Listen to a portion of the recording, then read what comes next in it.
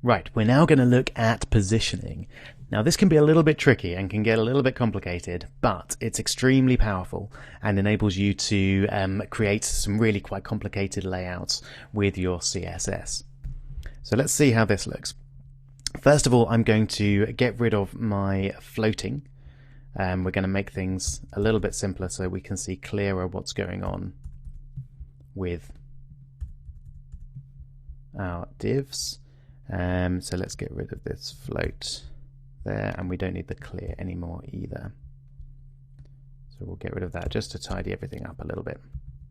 So save that, refresh. Oops. Let's get rid of that float as well. Okay, so everything is now as it was before the previous video. We've got our two divs, our purple div and our green div, and our paragraph at the bottom there.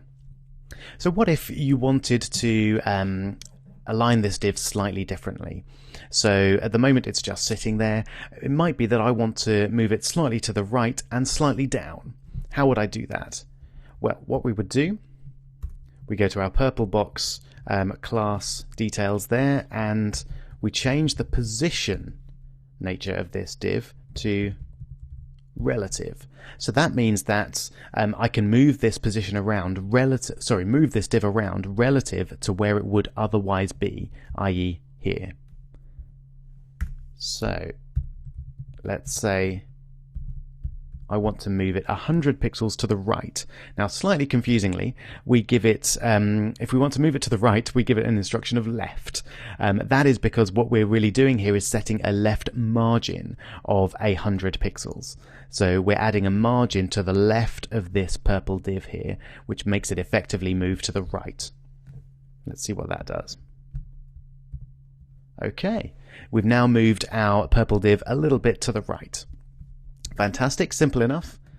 Similarly, we can move it downwards if we want by giving it a top margin, let's say of 200 pixels. We've now shifted it down. Notice it's actually gone on top of this other element, or the two other elements there, the green div and the P tag. So that will happen when you move things around in this way. Then it will move on top of other elements like the green div tag there.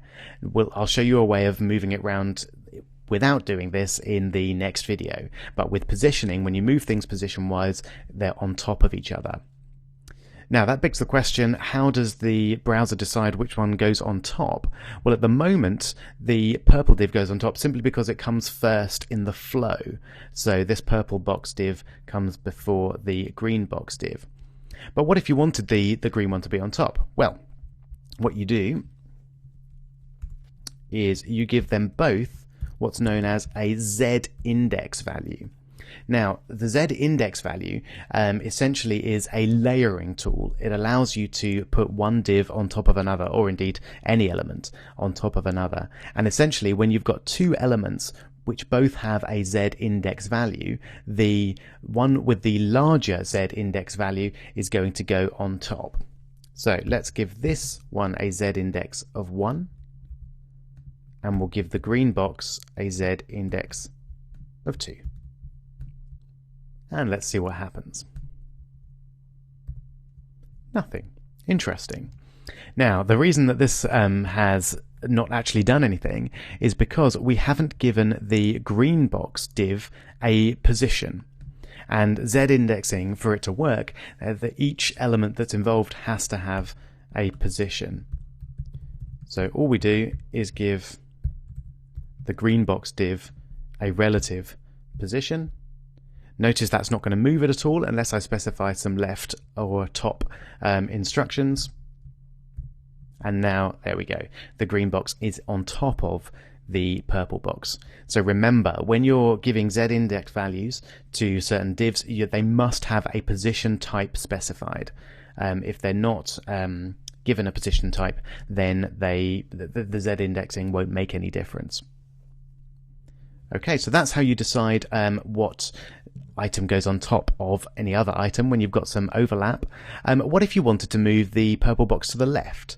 So let's just get rid of left and top.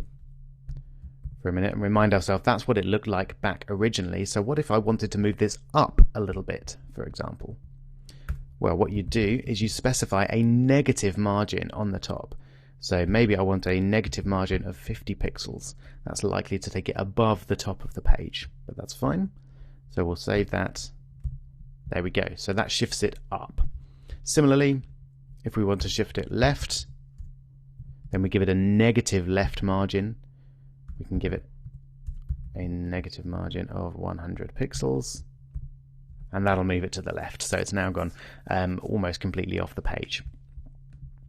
Okay, so that's how we move things around relative to where they were originally. But there are a couple of other ways that you can move stuff around. So there are a couple of other position attributes that are worth looking at this stage. So the first one I'll show you is the position absolute. Yeah, and we'll do it with the green type there. So position relative moves things around relative to where they would otherwise be. Position absolute is slightly different. Let's have a look and see what that does. So let's get rid of our position relatives and create a position absolute and see exactly what that does.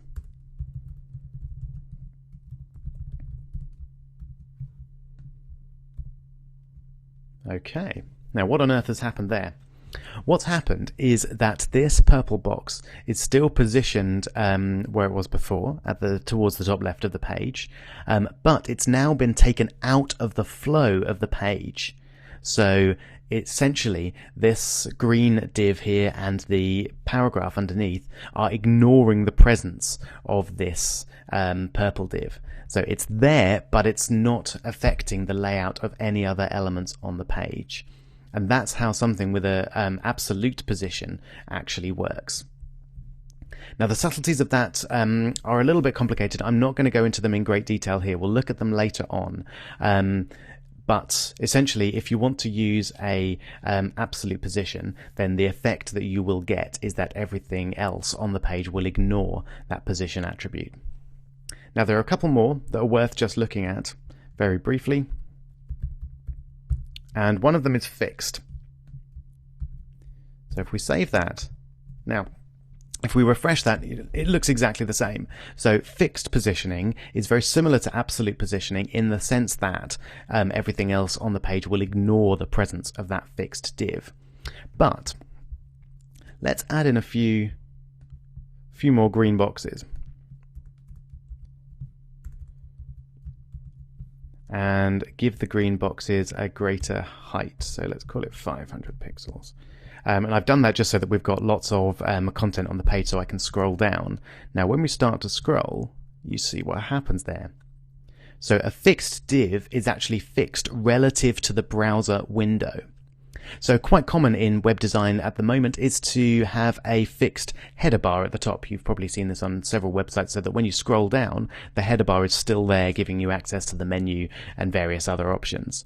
And so that's a very common use of fixed positioning.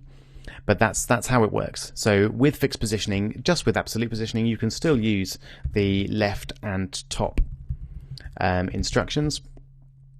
So let's move it to the right and down a little bit. Yep. But the important thing is when you scroll up and down, the thing that you've given the fixed positioning to is not going to scroll. It will be fixed relative to the browser window. Now, just to finish off, you might be wondering what type of positioning boxes and divs and paragraph tags are given if you don't actually specify a position at all. Well, the answer is simply a static position. So if I set the position to static, then we scroll back up, then we get back to where we started. So if you don't give a position instruction to any div on your page, then they'll just be static by default. And if you want to set them to the default, then you can just use position static to do that. Now, as I said, this is a reasonably complex topic. If you want to look into it a bit more, particularly the absolute positioning, then have a look at w3schools.com CSS positioning. I will link to that in the docs, but it's a really nice little article and has lots of opportunities for you to try this out for yourself as well.